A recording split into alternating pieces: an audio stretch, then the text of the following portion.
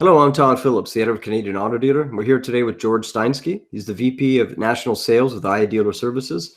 Now, George, your business, as with dealers, is profoundly affected by this because you provide F&I services to dealers. Many of them are shut down. There's some hybrid model going on across the country with some sort of sales, but obviously it's had a big impact on your organization as well. How are you guys coping through this COVID pandemic?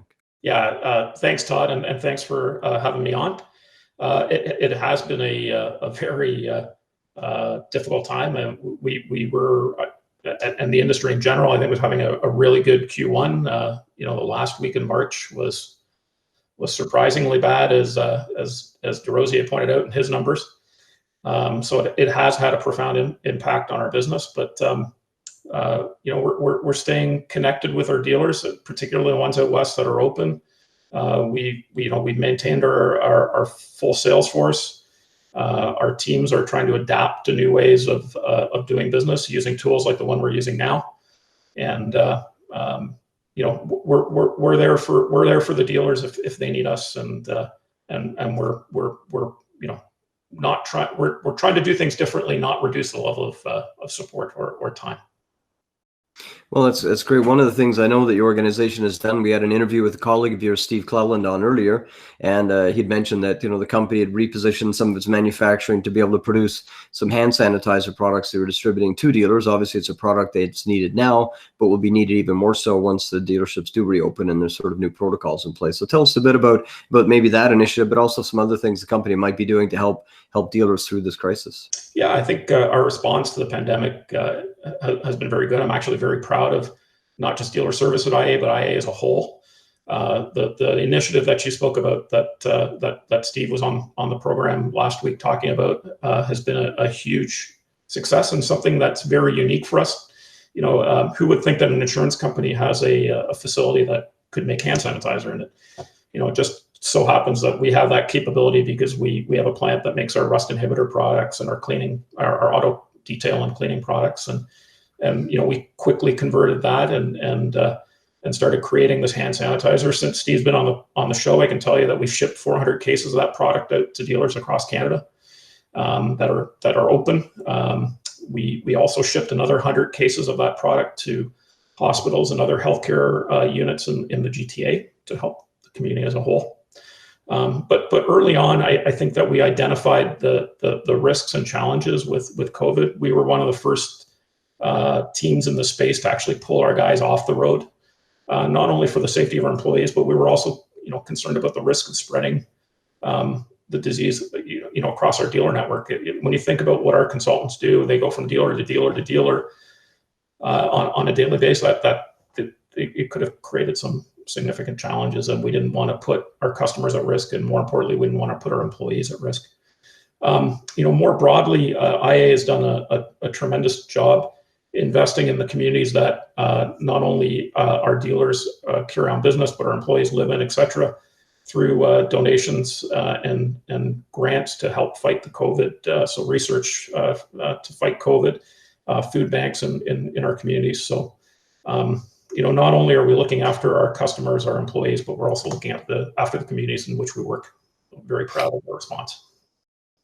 Well, that's great. I mean, it's one of the things that I know that we've created a COVID-19 resource page for dealers, and we're trying to identify and list all the various initiatives that suppliers and vendors who are supporting dealers are doing, just so dealers may be able to tap in and access and be aware of it, because every little bit helps during this time. Vehicle sales are down, margins are going to be, so it's going to be a very, very difficult time. So efforts like your company is doing and others make a huge difference. So you mentioned actually your remote teams going in and out of dealerships. So we're talking a lot to people during these interviews about what the new normal might look like. So I imagine for dealers that have to worry about the sanitation protocols for their own teams, they also have an awful lot of people, whether DMS providers or insurance providers, F&I providers, that are visiting on a regular basis. What does that look like, do you think, going forward as dealerships trying to adjust access and things like exposure and risk? I think for us, it's really forced us to look at the way we do things. So we always had a strong belief that particularly the training was a face-to-face or a classroom type of exercise.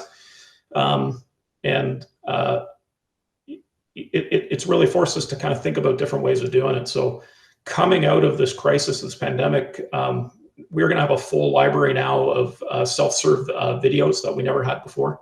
So dealers dealers or FSMs at dealerships or salespeople at dealerships can actually look at these videos on their own time and get the training, rather than having a face-to-face piece. We're spending a lot of time with our team building skills to provide training in a method similar to this. So I think coming out of this pandemic, the way we do business will be significantly different. And I think also for dealers, I don't think anybody would disagree that automotive compared to other retail businesses has been slow to adapt to e-commerce. And not all of it is at the dealer's foot. I mean, there are challenges, especially on the finance side of the business with some of the anti-money laundering and KYC regs.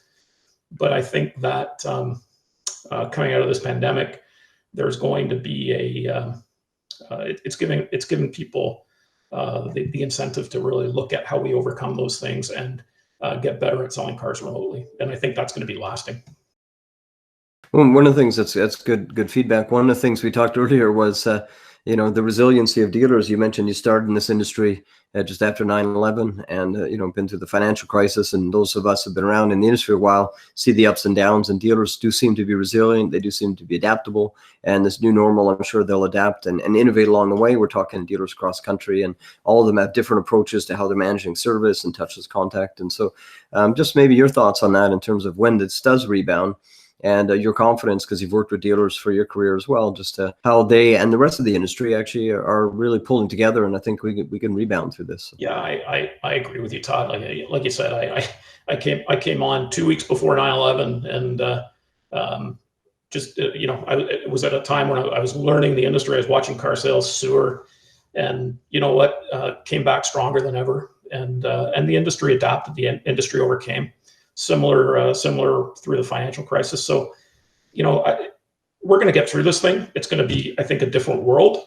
But at the end of the day, I have confidence of not just the adaptability of the dealers themselves, but adaptability of the industry.